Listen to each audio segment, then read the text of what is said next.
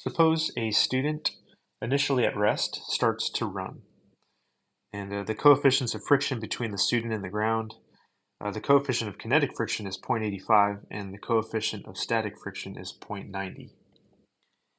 We're going to do two things. We're going to draw a free body diagram for this student starting to run, and then we will determine the maximum acceleration the student can have with this amount of friction. And so we'll start with the free body diagram.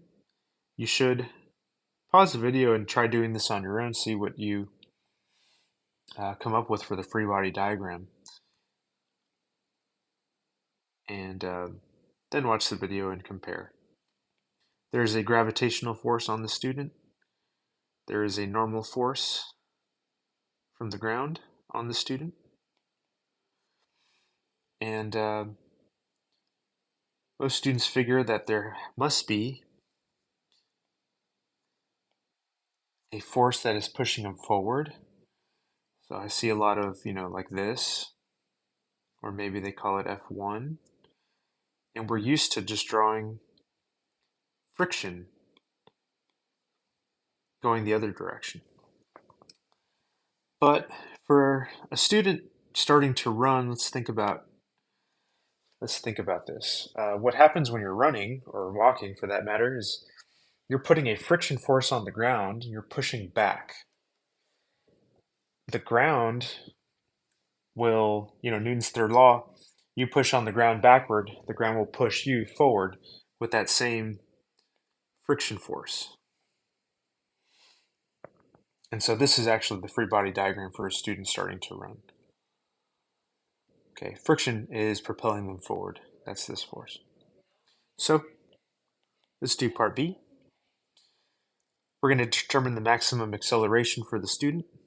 We will use Newton's second law. I wonder if this thing can do a better.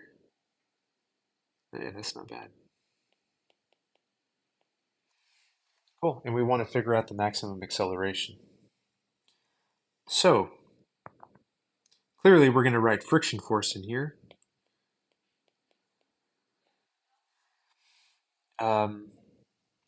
Yeah, it's the friction force that is giving the student an acceleration, so let's draw that on here. Acceleration. Now, think about this. What kind of friction will give the student the maximum amount of acceleration? If you're starting to run, do you think it would be a static friction or a kinetic friction?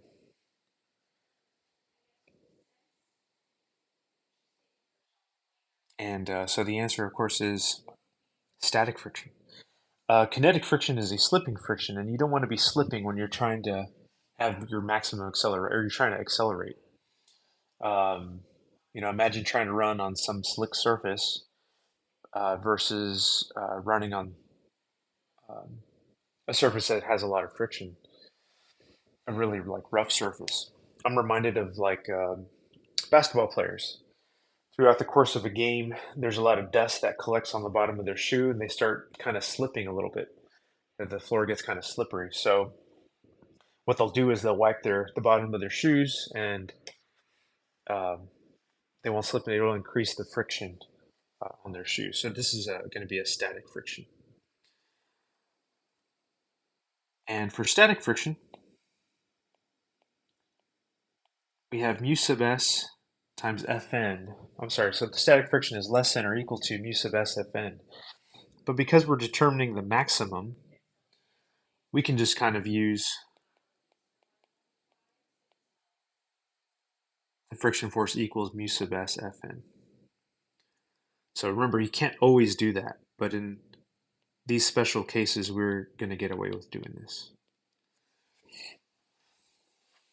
Okay, the normal force is equal in magnitude to mg, so we will bring in here mg. M cancels. Mu sub s times g equals a. And so mu sub s is a over g. That is, oh, sorry. We're trying to solve for acceleration. So we just plug in some numbers here. U sub s is 0.9, g is 10, which comes out to 9 meters per second squared. Now, this is just looking at it from a friction standpoint. Of course, the student may not have that amount of acceleration. This is just the maximum acceleration from looking at it from the standpoint of friction. This free body diagram, there's a problem on your assignment about a car that is beginning to drive. I believe it's starting to move, and the free body diagram that we've used here would look similar for the car. Okay, yeah. So that's kind of like example number one. Let's look at like another example. We've kind of seen what the maximum acceleration uh, given these coefficients of friction for a mortal, for a normal student. But for the second example, let's kind of go into something a little bit less realistic. Think of that superhero, the Flash from DC Comics, and the Flash is supposed to be like a really fast person. I think it's like the fastest person on Earth. Now, I'm not a DC comic kind of person, so I don't know a whole lot about the Flash. But the Flash can run really fast, and so therefore the Flash would have to have a really high acceleration. If you've ever seen the movies, has to have a high acceleration, and so really the amount of friction that the Flash would need to have between the shoe and the floor would have to be very high. And so we're just going to kind of do like an analysis of, what is the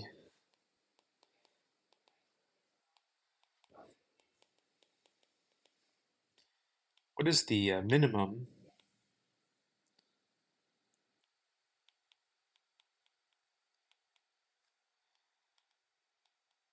amount, or what is the minimum coefficient of static friction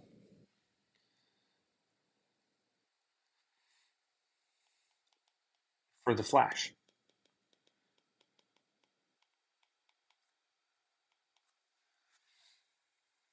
And let's suppose, and that's why I have this list down here. Let's suppose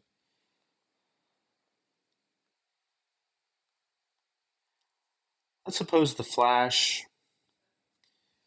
in going from, let's suppose that the Flash is at rest, and as the Flash begins running, goes a distance of 2 meters.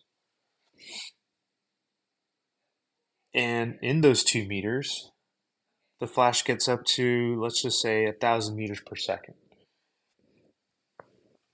which is well under the speed that the Flash would be able to run. And what we want to figure out from here is figure out what is the acceleration of the Flash, and then we want to figure out what is the minimum amount of uh, coefficient of static friction that the Flash would need to be able to accelerate here. So we'll use kinematics to figure out the acceleration. That's 1,000 squared, 0, 2, a, and this is 2 minus 0, which is just 2.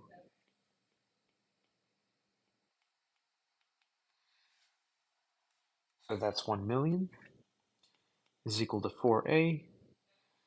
So 1/4 of a million is 250,000 meters per second squared.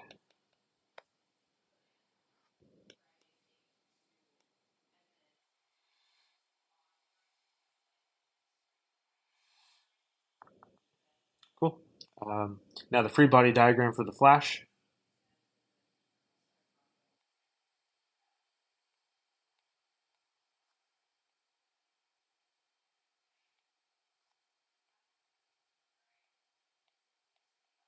Oops, forgot to label that. Looks just like our student from the previous problem. And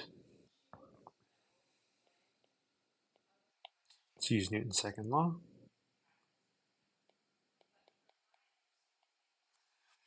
This is a friction force causing that acceleration.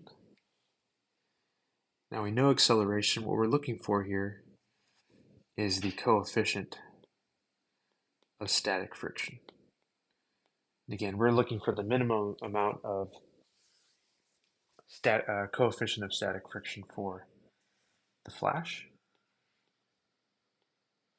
Fn is equal to mg. And once again, you can't always do this, right? Where we're substituting mu sub s Fn for the static friction.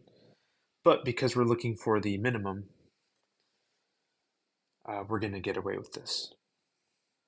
Oh, whoops, forgot that m's cancel. U sub sg equals a, and we are looking for mu sub s this time. So this is 250,000. Let's leave out the comma. Over 10, which gets rid of one of those zeros. And 25,000 is the minimum amount of coefficient of static friction the flash would need to achieve that type of acceleration to go this fast. Cool. Was there anything else?